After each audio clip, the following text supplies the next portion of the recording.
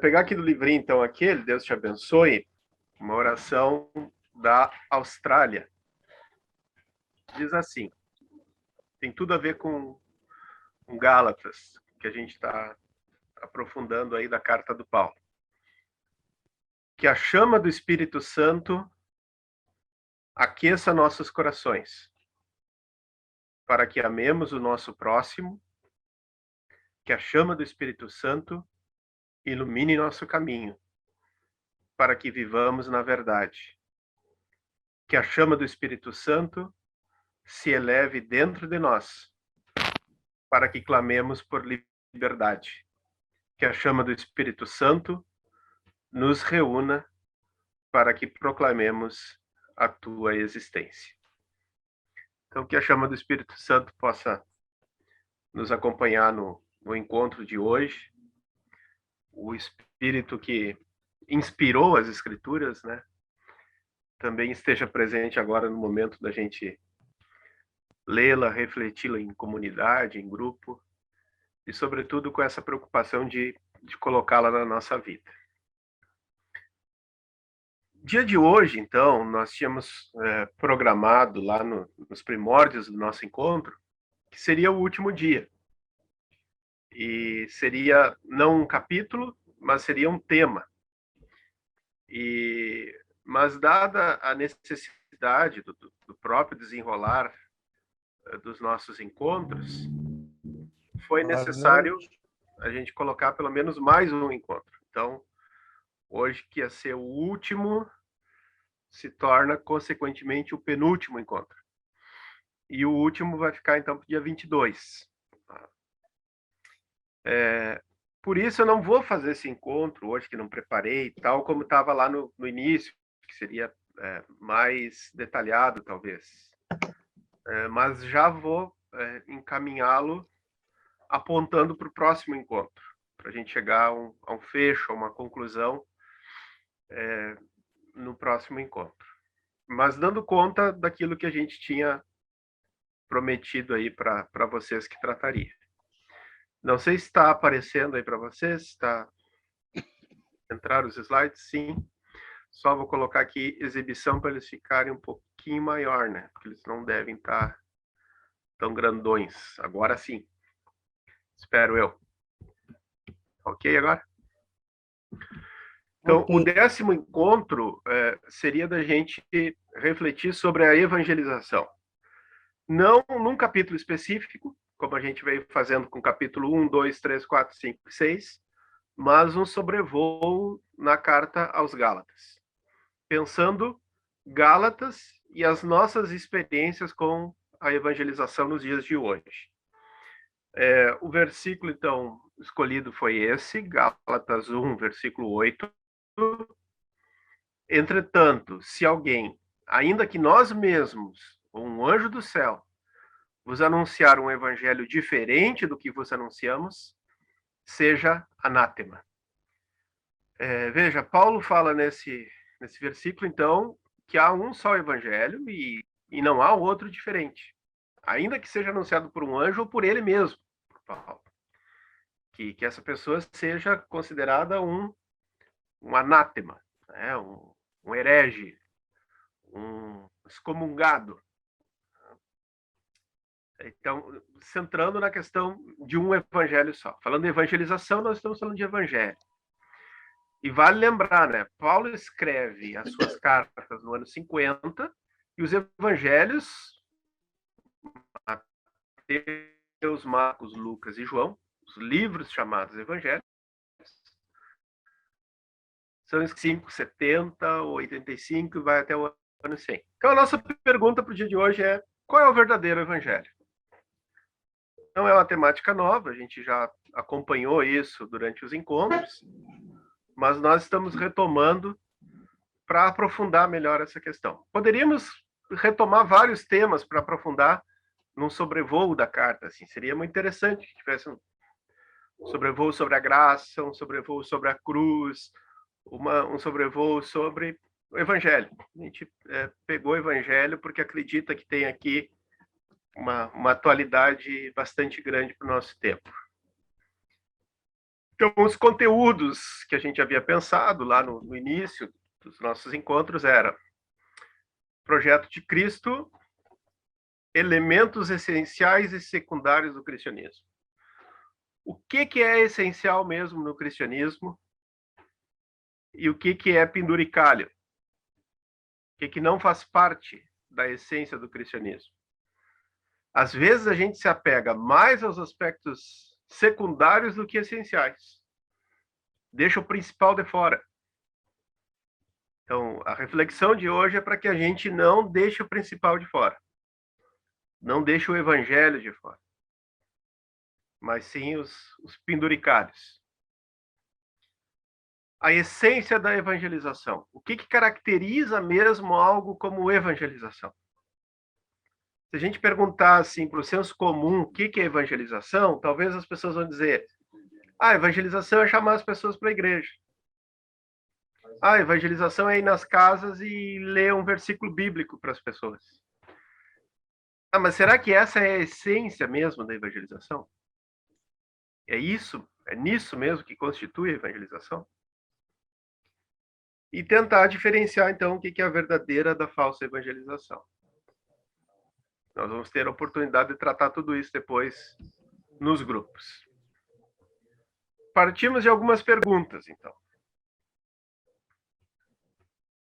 É o evangelho mesmo de Jesus?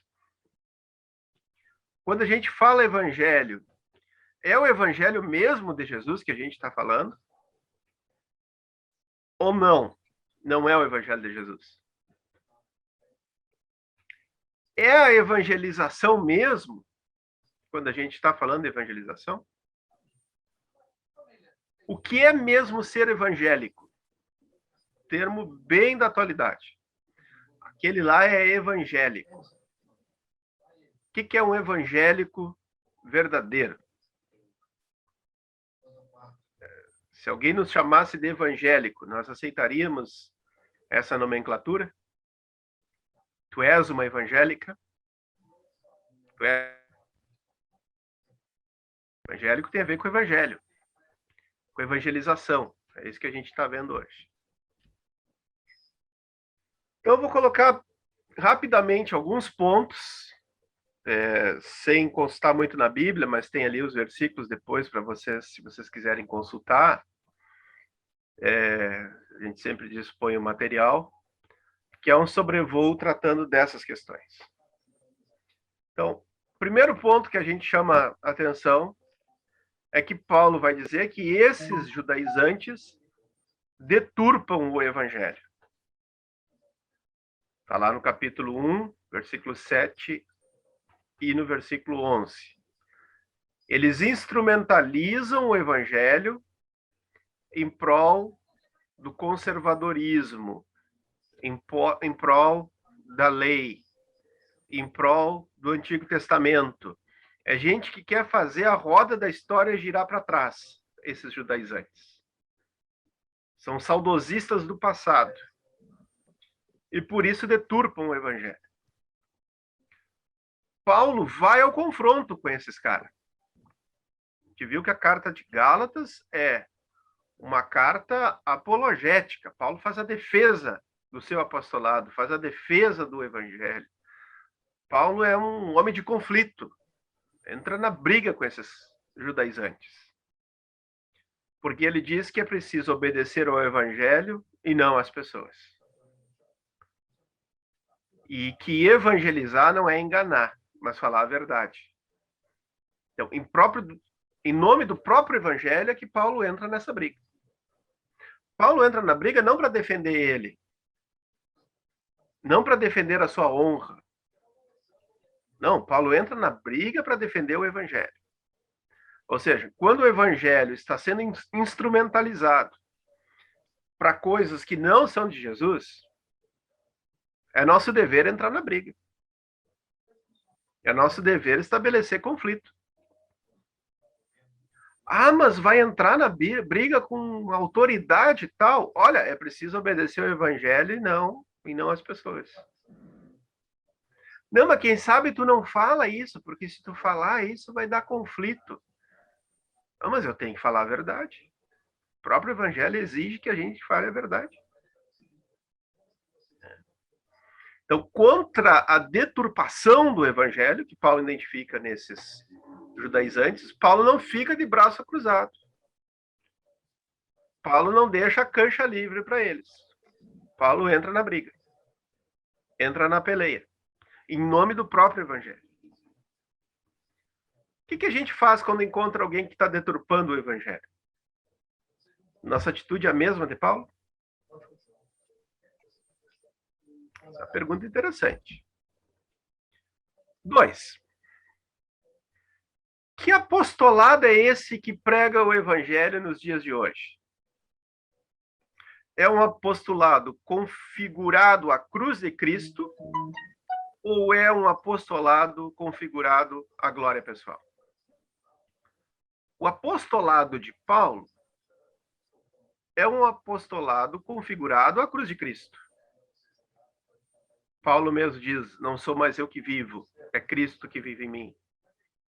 Paulo mesmo diz, carrego no meu corpo as marcas do crucificado. Paulo mesmo diz, sou nova criatura. E fala literalmente que ele não busca a glória pessoal.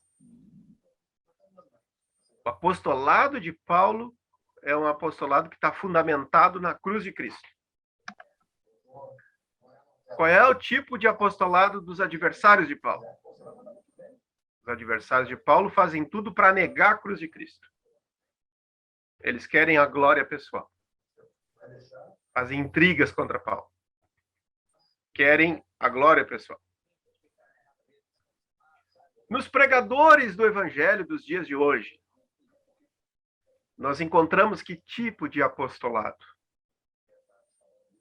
É o apostolado que prega o evangelho configurado à cruz de Cristo, ou seja, solidário com os malditos da história, solidário com os crucificados dos dias de hoje, sendo outro Cristo no mundo, sendo o próprio apóstolo um crucificado que carrega no seu corpo as marcas de Cristo, ou os apóstolos que se apresentam nos dias de hoje estão mais para coachings, estão mais para artistas, estão mais para estrelas, popstars, que chamam mais atenção para si do que propriamente para o evangelho, que buscam mais a glória pessoal do que propriamente a glória do evangelho.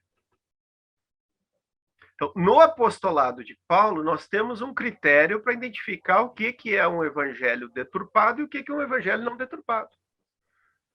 É olhar o apóstolo que está pregando esse evangelho. Ver se esse apóstolo está configurado com o crucificado e com os crucificados da história, ou se ele está querendo obter alguma vantagem pessoal com isso. Terceiro aspecto. Evangelizar é libertar as pessoas de tudo. E a gente próprio se libertar de tudo. Se libertar da lei, se libertar dos ídolos, se libertar do pecado, se libertar do medo da morte, se libertar do egoísmo, se libertar de si mesmo. A liberdade que Gálatas fala, e a gente teve, sobretudo ali no capítulo 5, versículo 1, e no capítulo 5, versículo 13, Paulo diz, é para a liberdade que Cristo vos libertou. Portanto, não vos deixe escravizar novamente. Evangelizar é libertar. Evangelização é libertação.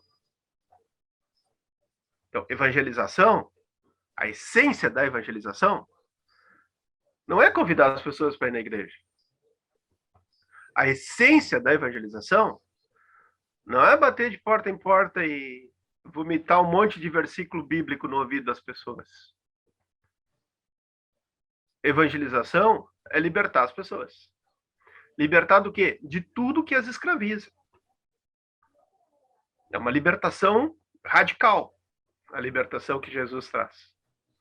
É tão radical que liberta a própria pessoa dela mesma. Não sou mais eu que vivo, é Cristo que vive em mim. Esse aspecto eu fiz questão de colocar numa letra ali, até para cego enxergar, porque tem que chamar atenção nesse aspecto, né?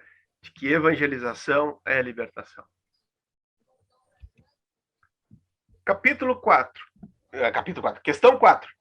Não é capítulo, aquilo ali são números só que eu fui colocando. Não tem ordem de importância, tá, pessoal? Fui chutando assim os números. Número 4, então, algumas características dos evangelizados. Quem são os evangelizados? Os evangelizados são livres. Quer saber se um evangelho é verdadeiro ou não? Vê o seguinte, ele liberta as pessoas ou não? Libertou? É evangelho. Escravizou? Não libertou? Não pode ser chamado evangelho. Os evangelizados são iguais e se tratam como iguais. Deus não faz acepção entre as pessoas. Lembra disso? Não tem mais macho e fêmea. Não tem mais grego e judeu. Não tem mais escravo e livre. Todos são iguais. Se o anúncio não trouxe igualdade, não dá para ser chamado evangelho. O evangelho constrói liberdade e igualdade. Os evangelizados são filhos no filho. Filhos adotivos de Deus. Têm a dignidade de filhos de Deus. Os evangelizados, Cristo vive neles. Como é que eu sei se alguém é evangelizado ou não? A pessoa tem que me lembrar Cristo. Ver Cristo nele. Os evangelizados são irmãos universais. Irmãos de todo mundo.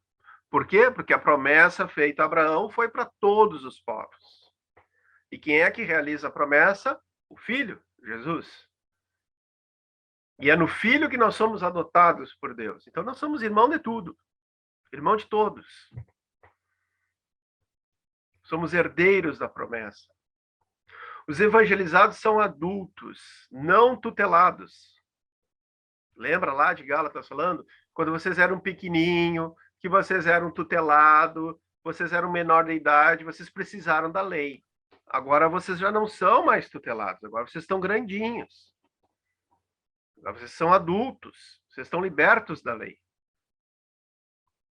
Mais ou menos assim, a criança quando é pequena, tu tem que mandar tomar banho. Se não vai tomar banho, tu tem que arrastar e levar para o banheiro e mandar tomar banho. E obrigar a tomar banho. Por quê? Porque é criança, é tutelada, não é adulto. O adulto não precisa fazer isso, né? Então, somos adultos na fé.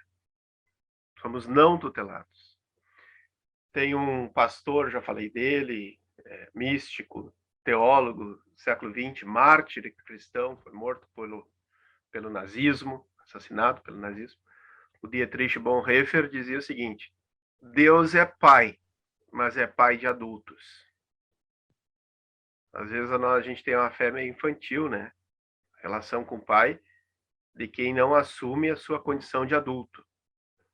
Não assume a sua responsabilidade adulto na fé. Até talvez porque não cresceu na fé. E aí alguém que sempre precisa de um guru, de uma autoridade, de uma lei. Alguém que não consegue fazer a experiência da liberdade.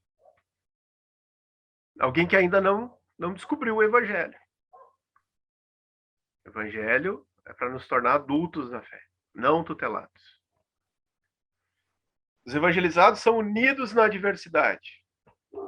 Se eu sou judeu, eu não preciso pedir que o grego se torne judeu para ele ser cristão.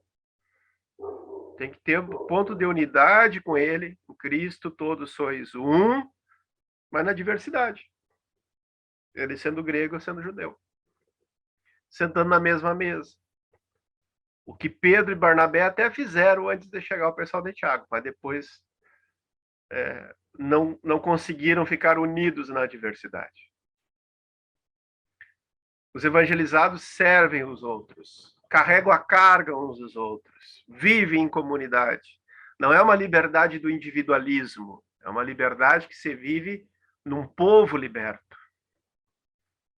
Se amam, cuidam dos pobres. Olha o aspecto importante da evangelização aí.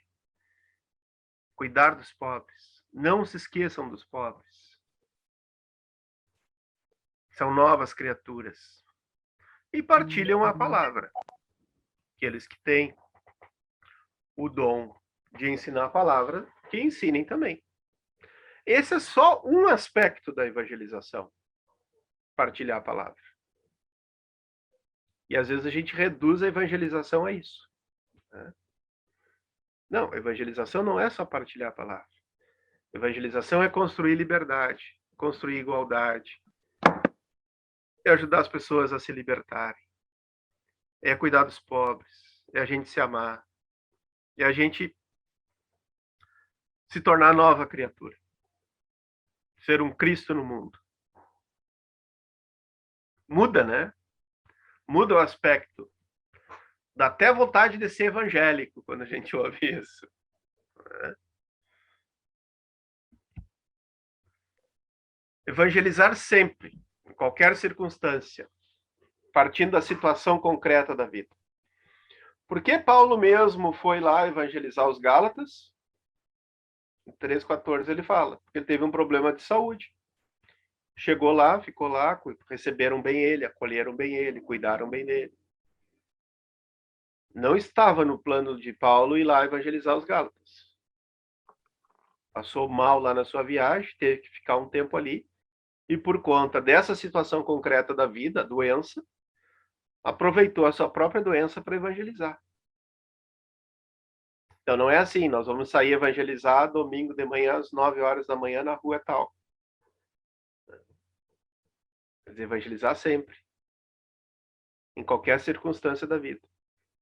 Mesmo nessa circunstância quando a gente está crucificado, né? Paulo, crucificado pela doença, não deixou de evangelizar.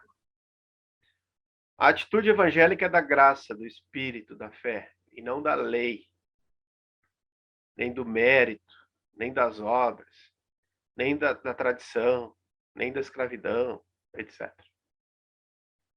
O evangelho foi usado para legitimar a escravidão. O evangelho foi usado para legitimar o domínio do homem sobre a mulher. O evangelho foi utilizado para legitimar o domínio dos brancos sobre os negros, dos europeus sobre os indígenas. Na corte espanhola, tinha um jurista chamado Sepúlveda, ele dizia, o evangelho tem o direito de ir e vir, se algum índio se atravessar na frente, a gente pode matá-lo em legítima defesa do evangelho. Então, se serve para a morte, não pode ser evangelho. Se serve para escravizar, não pode ser evangelho. Se serve para proteger uma tradição, se apegar a uma tradição, não pode ser chamado evangelho.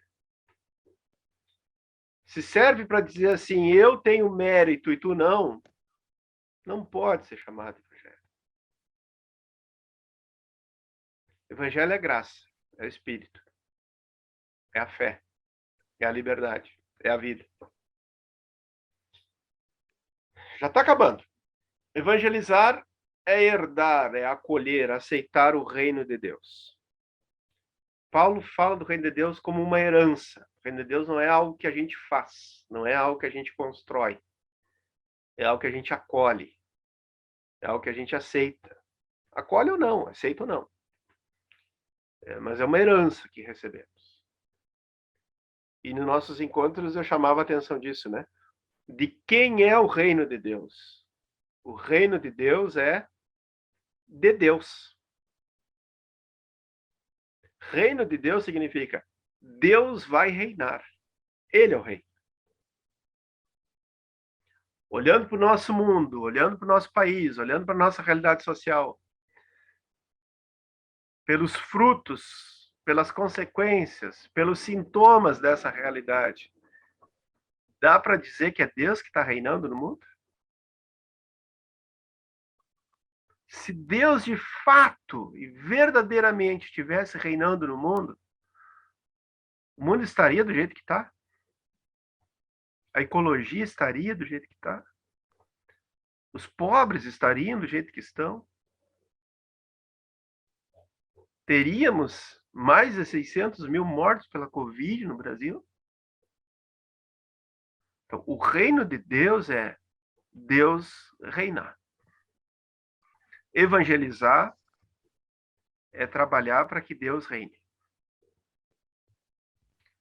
Se tem o reino do pecado, se tem o reino do capitalismo, se tem o reino do imperador romano, se tem o reino do egoísmo, se tem o reino da lei, não é reino de Deus. O reino de Deus é de Deus. O evangelho é para todos os povos, então aquilo que a gente já falava, a promessa foi feita para todos e deve ser anunciado dentro de cada cultura. A enculturação do evangelho. Gálatas fala de enculturação do evangelho? Fala. Quando diz, o Pedro ficou como aquele que vai evangelizar os circuncidados. E Paulo vai ser o apóstolo dos não circuncidados. Ou seja, a igreja primitiva reconhece que há um jeito próprio de evangelizar quem é judeu e um jeito próprio de evangelizar quem é grego. O problema não é o judeu ser circuncidado. Isso é da cultura dele, é da identidade dele, é da religiosidade dele. O problema é o judeu impor isso sobre quem não está vinculado a essa cultura. Uma imposição cultural, um desrespeito à cultura do povo. Os povos têm o direito de receber o evangelho dentro da sua cultura. Receber o evangelho inculturado. Não dá para anunciar o evangelho para os povos indígenas como se eles estivessem no Vaticano, como se eles morassem na Europa, como se eles fossem ocidentais, urbanizados, pessoas que têm valores oriundos do capitalismo. E essa violência foi cometida contra os povos indígenas. E essa violência foi cometida contra os povos africanos, os asiáticos. Junto com o evangelho foi a cultura europeia. Quase como assim, tem que se tornar europeu para poder se tornar cristão. Em Gálatas a gente viu isso. Tem que se tornar judeu para se tornar cristão. Paulo não aceitou. Paulo entrou em conflito. Está terminando, são 10.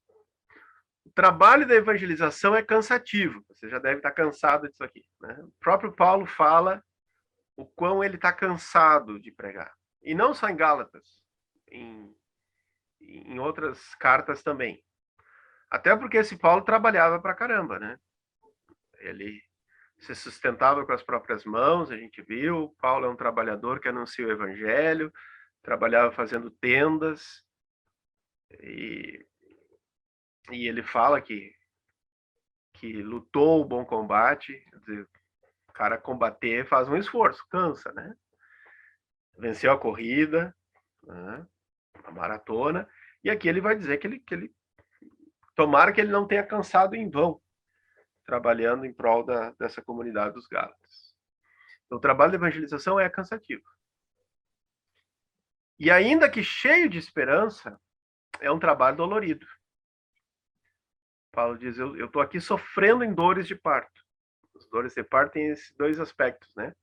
A esperança da vida nova que vem, da vida que vai nascer, mas da dor. Entretanto, não podemos nos cansarmos de fazer o bem. Então, é trabalhoso evangelizar. E assim como eu chamei a atenção lá no número 3, de que evangelização é libertação, coloquei ali umas letras enormes, termino também com letras enormes. A teologia da prosperidade, ou se quiserem o seu sinônimo, que é a teologia da retribuição, é anti-evangélica. E aqui me parece ser uma das maiores atualidades da carta aos Gálatas. Muita gente chamando de evangelho a pregação da teologia da libertação. da prosperidade. Muita gente chamando evangelho a teologia da retribuição. O que é a teologia da prosperidade? Se tu és abençoado por Deus, tu vais prosperar economicamente. A prosperidade material aqui nesse mundo, aqui na Terra, é sinal da bênção de Deus. Então, se tu não tens prosperidade material aqui na Terra, é porque tu é um amaldiçoado de Deus. Deus é um Deus justo, retribui o bem com o bem, retribui o mal com o mal. Se tu não estás crescendo economicamente, é porque alguma coisa de errado fez. Algum pecado tu tem. Por isso que Deus não está te dando a prosperidade. Então, a prosperidade é algo que a gente compra de Deus. É um comércio com Deus. Tu dá aquilo que Deus quer e Deus te dá a riqueza, a saúde, a felicidade. E aí tu vai ser uma pessoa próspera. Vai prosperar. Ou seja, a teologia da prosperidade não tem nada de graça. Não tem nada de gratuidade. É tudo mérito. É tudo obra do sujeito. É uma retribuição de um esforço que alguém fez. Então eu faço o voto com Jesus. Estou tanto pela igreja e ele me dá um carro novo. Eu faço a promessa para o santo tal. E o santo me dá o que eu estou pedindo. Eu rezo para que o meu time não seja rebaixado. E vai lá o Deus, a divindade, a deusa, os orixás, os espíritos, seja o que for, e retribui esse sacrifício, esse voto, essa oração, essa promessa, esse pagamento que eu fiz. Então, a teologia da prosperidade não pode ser chamada de evangelho de Jesus em lugar nenhum. É tudo menos evangelho. É a deturpação do evangelho. E quem de fato é evangelizado, e quem de fato é evangélico, e quem de fato defende o evangelho, não pode aceitar a teologia da prosperidade, não pode aceitar a teologia da retribuição como algo evangélico. Olha, nós teríamos que estar como Paulo aqui diante dos judaizantes nesse quesito nos dias de hoje. E isso não significa intolerância religiosa, isso não significa desrespeito ao pluralismo religioso, isso não significa atentado contra o Estado laico, isso significa libertar o povo, não deixar que o povo seja enganado.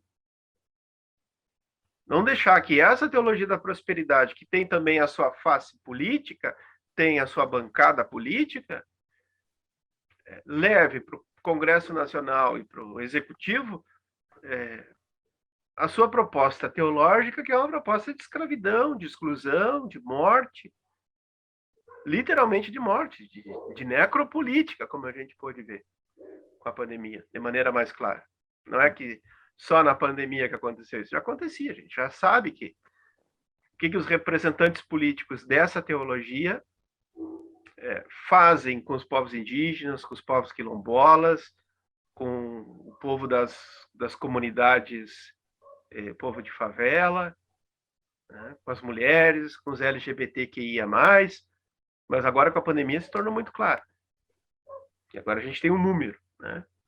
Mais de 600 mil vidas ceifadas com um discurso de quem se pretende ser apóstolo, representante de Deus, evangélico, defensor da Bíblia. É muito interessante alguns amigos evangélicos, no sentido de que pertencem a igrejas que são chamadas de evangélicas, fazerem questão de dizer: a gente quer ser chamado de evangélico, porque a gente não é como eles. Mas se tem alguém que está usando a palavra do evangelho indevidamente, não somos nós.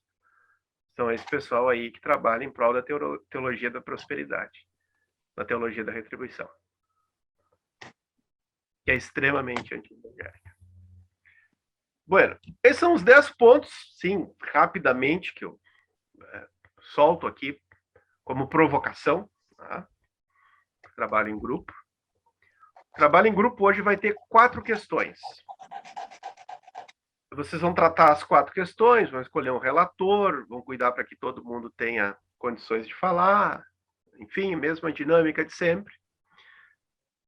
Mas na partilha, depois, no plenário, vocês só vão compartilhar a questão 1, a questão 2, a questão 3 e a questão 4. Essas 3 questões serão partilhadas no nosso próximo encontro.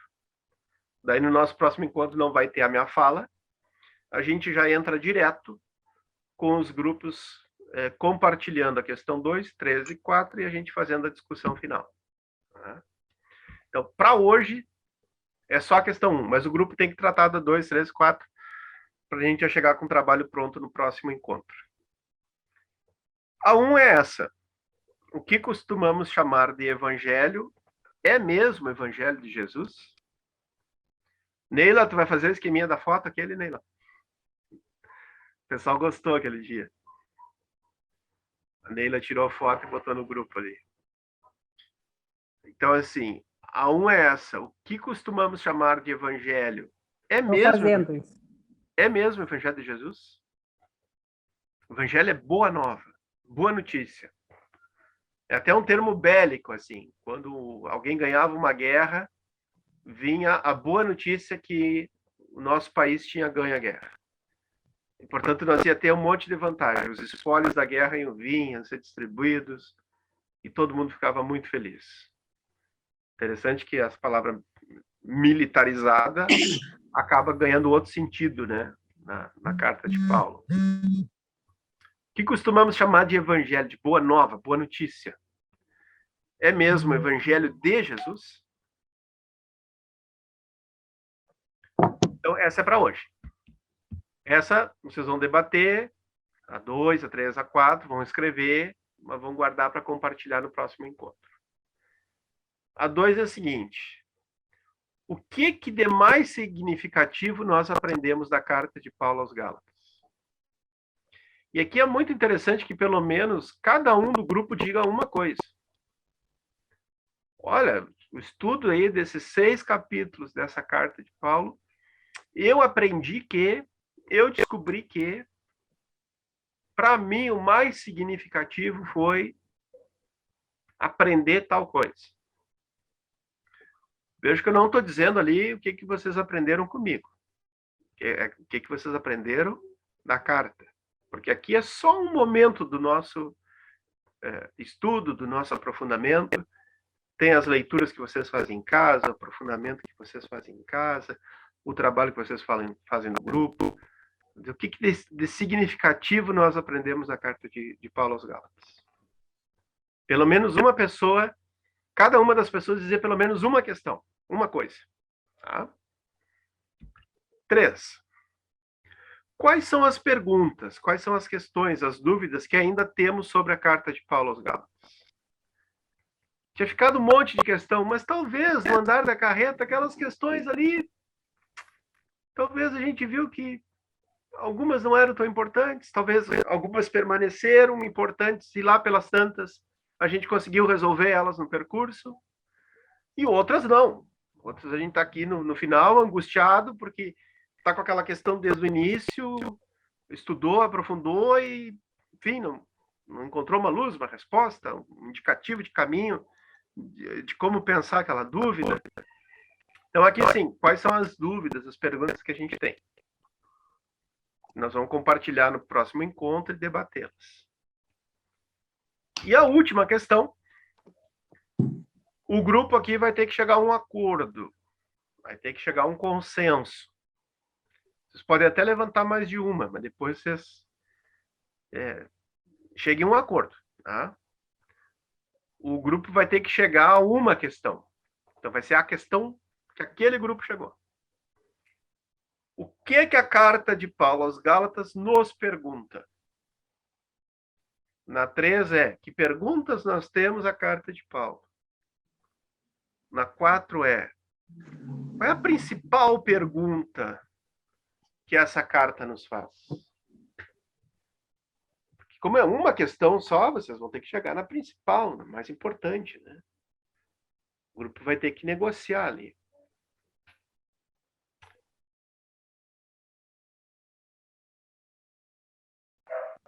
Bem, grupo 1, então, de hoje.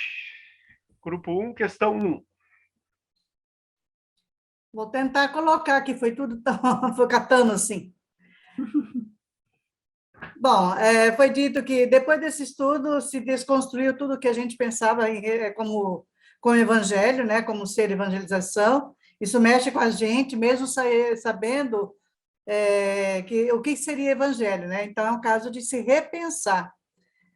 Creio que chamamos aquilo que não é realmente o evangelho de Jesus, o que chamamos de evangelho. Existem muitos conceitos, né, e definições que encaixam nos interesses de pessoas ou grupo, muitas vezes é utilizado para suprir os interesses. Na verdade, o evangelho incomoda bastante, sempre pede mais, com a finalidade de não nos acomodarmos. Mesmo que a nossa trajetória, isso nos preocupa, pois o ponto de vista teórico ficou mais claro, né? Desconstruiu muitos conceitos, apresentando aí o Evangelho como o verdadeiro projeto de Jesus. Nos questiona muito quanto à nossa prática, né? Trouxe uma nova visão. Paulo nos coloca aí nos novos, né? Nos trilhos da verdadeira evangelização. A evangelização, muitas vezes, é entendida como pregação de doutrinas e regras, né, e que mais exclui do que liberta, principalmente quando ela está nas mãos de quem detém, né, exerce um certo poder, ela dá poder para quem tem né, esse controle. Muitas vezes ela nos domestica, né, mas usado para domesticação. Então, esse estudo nos questiona e nos leva à transgressão, né? A carta, ela nos empodera de liberdade, e isso nem sempre é bem-vindo nas estruturas da igreja. A carta nos convida à transformação, né? É como se nós estivéssemos como uma viseira e Paulo nos libertou, abriu, né? Fez enxergar o que é o verdadeiro evangelho. Para não bater de frente, muitas vezes, as estruturas que está organizada, ficamos acomodados, deixando de ser o verdadeiro profeta, fazendo, né, uma evangelização libertadora, como, né, para questionar e transgredir o tipo de evangelização que muitas vezes né, mostra assim que Jesus fez o verdadeiro papel de transgressor, né? Depois essa transgressão passou por Paulo e hoje ela cobra de nós, né? Então, muitas vezes é preciso ser transgressor. Uma coisa que foi dito também, que hoje em dia dizer-se evangélico está tão estigmatizado quanto a nossa bandeira do Brasil, né? Porque quando vemos a bandeira do Brasil, a gente chega a dar um frio na espinha, né? E ser chamado de evangélico, muitas vezes pesa até para o próprio evangélico de tradição, né? Das igrejas tradicionais, porque esse termo ficou, né, estigmatizado, principalmente quando vem acompanhado de um terrivelmente evangélico. Acho que é isso. Não sei se o grupo tem algo mais para complementar, quiser. Não, tá bom. Para mim tá ótimo.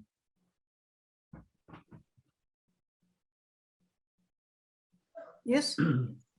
É isso? Então tá. 2. Grupo 2 foi composto pela Terezinha, Alcione, Lília, Cleri e eu. E o primeiro momento foi saber o que é o Evangelho. Então, o Evangelho é a boa nova, anunciar o amor, a justiça, ser irmãos, ser livres. Então, esse é o Evangelho que Jesus anunciou, sim, né? e que nós também anunciamos. Mas uma coisa é a gente anunciar o evangelho, outra coisa é o que nós vivemos. Será que no dia de hoje nós meditamos um trecho do evangelho, da liturgia, e tiramos uma mensagem? Tiramos uma direção para a nossa vida hoje, para a nossa atitude? Então, isso nós questionamos bastante. Outra coisa que foi dito também é que nós, na realidade, conhecemos pouco a Bíblia. E que existem poucas oportunidades de aprender como essa que nós estamos tendo agora, né, nesse estudo de Gálatas. Então, isso é muito importante. De uma certa forma, nos aproxima muito mais da Bíblia, nos auxilia a viver melhor esse evangelho.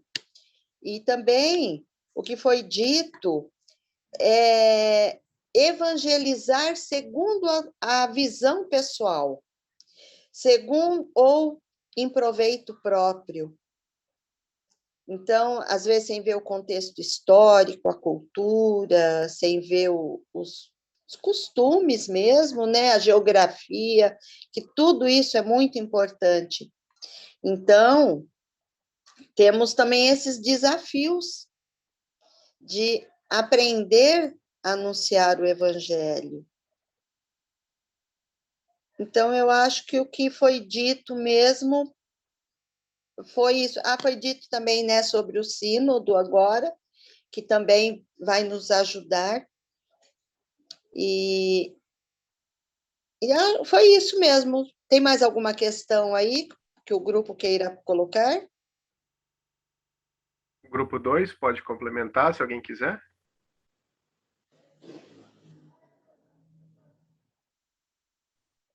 Não? Então tá. Grupo 3. Obrigado, Marlene.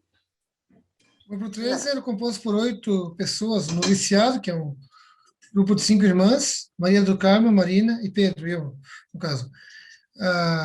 Evangelizar é além daquilo que a gente pensa, o que seja evangelizar. É Evangelho de Jesus Cristo quando colocamos em prática o que ele nos ensinou e atualizarmos hoje para incluir os excluídos como Cristo fez. Boa nova, boa notícia para aqueles que tinham o coração aberto. Ele veio para libertar, levar a cura para as pessoas. Não condenava, mas acolhia a todos. Como é interpretado, nem sempre é uma boa notícia hoje. Precisa trazer a marca de Cristo. Para quem era uma boa notícia de Paulo?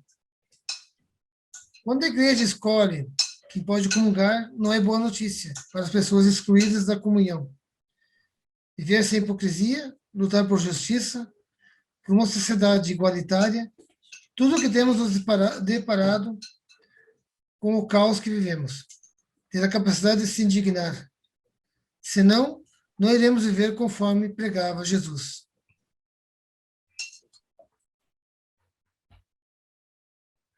Alguém mais gostaria de complementar o grupo 3? Vamos ao 4, então? Obrigado, Pedro. O nosso grupo era Manuel, Murilo, João Osmar, a Carla e eu. O que nós trouxemos aqui de importante foi que a libertação é algo muito pessoal. E como exemplo de libertação, nós citamos que as crianças, que até elas chegarem a uma certa idade, elas são muito livres, são muito espontâneas, são muito transparentes, né? E nós, à medida que vamos crescendo, as ofertas do mundo e as questões e os problemas vão nos embrutecendo e tirando a nossa liberdade de pessoas e também de filhos de Deus. Nós adquirimos muitos vícios, muitos problemas, e isso nos limita. As pessoas, para conseguir a liberdade de filhos de Deus, elas devem estar imbuídas de Deus, em comunhão, como diz Paulo, né? Paulo, por exemplo, foi um exemplo que se revestiu da graça de Deus, da presença de Deus, então ele fazia tudo por Deus. E esse é o caminho que a gente deveria buscar, mas que não é tão fácil. Se Cristo nos libertou, não posso ser escravo. Segundo seguir algumas doutrinas e ensinamentos, não é negar os ensinamentos de Jesus. É negar, aliás, os ensinamentos de Jesus quando nós nos apegamos a outras seitas, outros grupos, a outros princípios e às outras idolatrias, né, do nosso dia a dia. Os grupos fundamentalistas que buscam as coisas materiais e pessoais, fazem as negociatas com Deus, buscam sempre tirar vantagem, ou digamos assim, negociar. Eu faço tal coisa se eu conseguir tal graça, né? Isso é se afastar de Deus, não tem nada a ver com o Evangelho de Jesus Cristo. O Evangelho de Jesus Cristo é bem outras coisas. Hoje nós temos dentro da Igreja Católica a questão o problema com Maria, né? Que a gente percebe que grande parte dos cristãos, dos católicos hoje, trocaram Maria por Jesus Cristo, né? Colocaram Maria no lugar de Jesus Cristo e hoje, então, você vê aqueles grupos, as buscas de uma filosofia intimista, muito pessoal, e que busca só as coisas, os grupos deles e assim por diante, grupos fechados, e que praticamente não gostam de ouvir a palavra de Deus. O Evangelho é a boa nova, é a vida dele, de Jesus, e é a boa notícia da revelação. A maioria das pregações não são libertadoras. O Evangelho que liberta é aquele que defende a vida, como Jesus diz, eu vim para que todos tenham vida e tenham vida em abundância. Essa é a boa notícia. O Evangelho só acontece quando acontece na vida das pessoas e quando nós conseguimos viver e se sentir realmente na pessoa de Jesus Cristo. Como Paulo, quando ele diz, já não sou mais eu que vivo, mas é Cristo que vive em mim. Mais ou menos isso aí. Não sei se alguém quer acrescentar alguma coisa. Alguém do 4? Não? Obrigado ao seu. Pessoal, professor Eliezer, diga. o senhor me dá licença de eu colocar aqui a respeito do fundamento dos evangélicos, quando dizem que são evangélicos.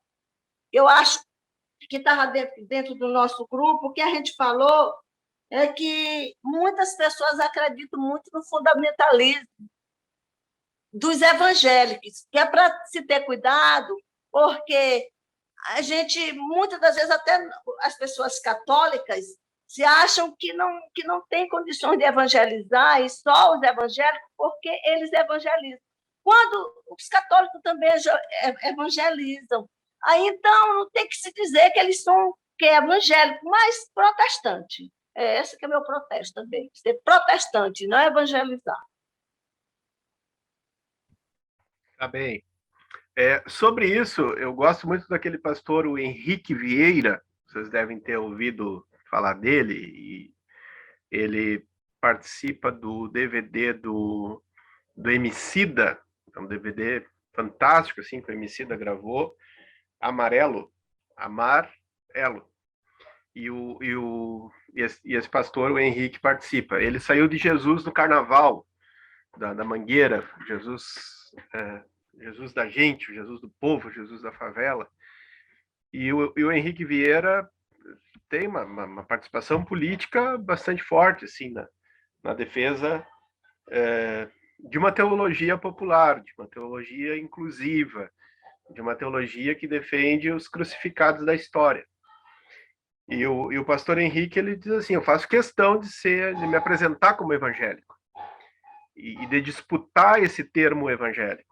né? Que, de fato, quando a gente ouve, é bem como a Vânia nos contava, causa um arrepio, sobretudo terrivelmente evangélico, né?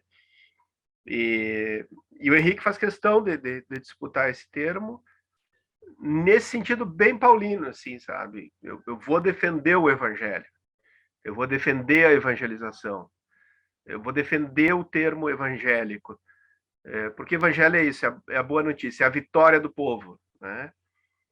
Jesus veio para evangelizar os pobres, vai dizer Lucas lá. É a missão de Jesus, que é a missão da igreja. E que Paulo leva muito a sério, né? Então, só que, assim, quando se fala evangelho, tem esse evangelho deturpado, que tinha lá em Gálatas, e tem esse evangelho deturpado dos nossos dias. A gente está vivendo o mesmo drama do Paulo. E a deturpação não é uma coisa que somente os neopentecostais fazem. A deturpação ela é democrática, ela ocorre em todas as congregações, em todas as igrejas. Aí tu vai encontrar grupos, pessoas que manipulam o evangelho, que instrumentalizam o evangelho, que distorcem o evangelho em prol de seus interesses muito bem específicos, né? E a dimensão política, as consequências políticas que tem isso. Não é um assunto meramente religioso, doutrinário. Isso tem consequências políticas na nossa sociedade, que cada vez mais a gente está sentindo. Creio, então, que a gente conseguiu trabalhar bem, pelo que eu vi, assim, pelos grupos, né? Esse tema, trabalhar um tema numa carta sempre é mais difícil, porque supõe que a gente vá sobrevoar, vai ver diversos textos, não fica ali concentrado, confinado num capítulo. E a nossa intenção seria justamente essa, acho que a gente conseguiu realizar, de problematizar esse fato, né? O que é o Evangelho de Jesus mesmo, né? Quem de fato está defendendo, pregando, anunciando o Evangelho de Jesus? Que os grupos aí falaram muito bem, né? E aqui temos a presença do Frei João Osmar, sempre me lembra muito Francisco de Assis, né? Francisco dizia: evangelize sempre, quando necessário, usem palavras. Não precisa usar a palavra sempre, né?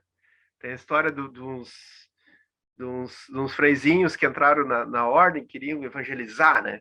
O sonho deles era sair evangelizar. E Francisco disse: não, qualquer dia a gente sai evangelizar. E nunca saíam para evangelizar, né? Até que um belo dia saíram, e Francisco fez eles assim, cortar grama lá com um camponês, brincar com umas crianças, ajudar uma senhora, ajudar um senhor, e eles esperando o momento de evangelizar, né? E aí voltam para casa frustrados, assim, pô, saímos evangelizar e não evangelizamos. Não, a gente passou o dia inteiro evangelizando, né?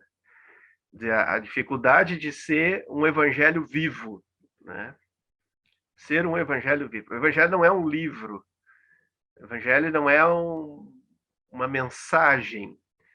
A gente tem lindas mensagens nos livros aí, inclusive de autoajuda. O evangelho não é uma mensagem, não é um livro, não é uma letra, né? É uma prática, uma vivência, é um compromisso de vida. Então, e Paulo vai trabalhar muito bem isso, né? Quando Paulo diz: não sou mais eu que vivo, é Cristo que vive em mim. Estou revestido de Cristo, estou criatura nova, me transformei.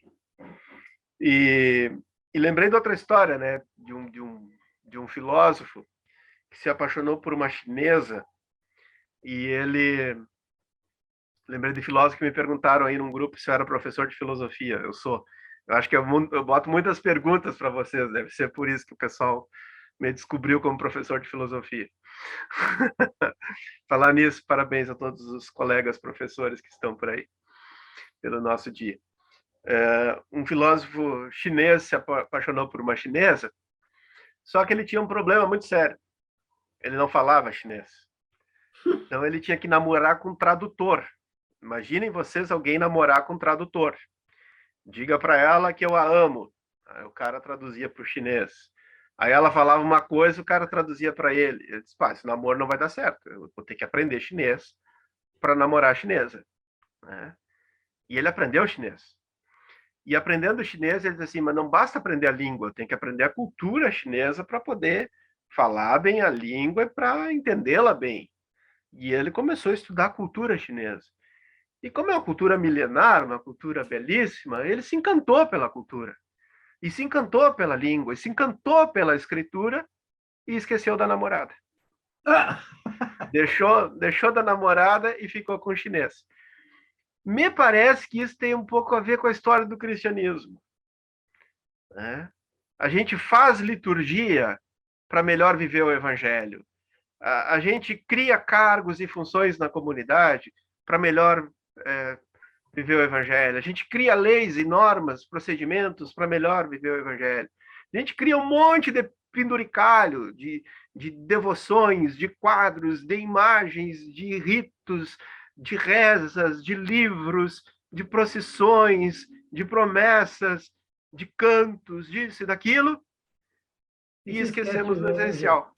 Né? A gente se encanta com as nossas leis, com os nossos direitos canônicos, com as nossas liturgias, com as nossas pompas e circunstâncias, e o essencial mesmo, né? Aquilo que é o imprescindível mesmo, o mais importante mesmo, que é o Evangelho, fica como uma coisa muito secundária. Fica como uma coisa, como vocês diziam assim, a gente bota viseiras e até esquece de ver. Né?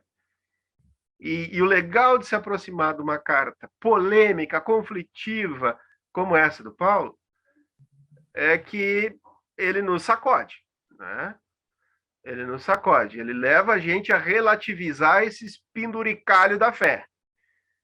A gente começa a perceber o que é essencial mesmo e o que não é essencial. O que faz parte do cerne do evangelho e o que é adereço. Né? Se esses adereços nos ajudam a ir para o essencial, se eles nos apontam para o essencial, se eles nos auxiliam para o essencial, que bom, né? Precisamos deles. Agora, se eles nos desviam do essencial, se eles fazem a gente esquecer do essencial, aí tem que jogar fora mesmo. Né? Tem que jogar fora. Aí tu faz me lembrar uma coisa. A segunda carta de Paulo aos Coríntios, no capítulo 13, encerra mais ou menos isso, não é? Resume mais ou menos isso. Paulo vai tratar disso em todas as suas cartas, né? Vai encontrar isso em todas as suas cartas. Porque ninguém era mais judeu do que Paulo, ele mesmo diz, né? Eu era judeu de 4 costados, fariseu, da escola de Gamaliel. Se tinha alguém que era judeu, era eu, né? E ele consegue se desencilhar dessa tradição. Ele consegue olhar para frente, ele supera a tentação do tradicionalismo, do conservadorismo, da volta ao passado, de tentar salvaguardar as tradições judaicas. Ele entende que o cristianismo precisa se abrir. Ele entende que cada cultura, cada povo vai ter a sua manifestação cristã diferente dos outros. A gente fala muito hoje em dia de unidade na diversidade. Paulo trabalhava bem isso. Dá o exemplo lá do corpo, são diversos os membros, mas é um só o corpo. Né? Então, foi alguém que teve essa visão de um cristianismo aberto, de uma evangelização inclusiva, a ideia da promessa, né, de todos os povos e tal. E o mais interessante é que 20 séculos depois, isso continua muito atual. Né? Muito atual. A gente começa a ver assim que as igrejas cristãs, os grupos cristãos, às vezes são mais seguidores dos fariseus do que de Jesus mesmo, né? Que é mais fácil? E o grupo de vocês apontava isso, né? Jesus foi o primeiro rebelde, Jesus foi o primeiro conflitivo, Jesus foi o primeiro, não me lembro a palavra que vocês utilizam, transgressor, a palavra que vocês utilizaram. Revolucionário. Foi o primeiro transgressor, né? Paulo segue nas pegadas de Jesus, né? Jesus curava no sábado, não podia curar no sábado. Jesus tocava no leproso, não podia tocar no leproso. Jesus falava com mulher, não podia falar com mulher, né? Jesus e seus discípulos comiam sem lavar as mãos e era obrigado pelas leis rituais lavar as mãos. Jesus vai para o templo não para rezar, oferecer sacrifício, mas faz um chicote para expulsar de lá os vendilhões do templo. Então, Jesus foi um homem de conflito. Paulo está nas pegadas dele, né? E aí é que está, se em nosso tempo tem algo que tolhe a nossa liberdade, tem algo que nos impede de ter relações igualitárias, tem algo que não constrói comunidade, tem algo que é anti-reino de Deus, é nosso papel fazer aquilo que Jesus fez, é nosso papel fazer aquilo que Paulo fez, né?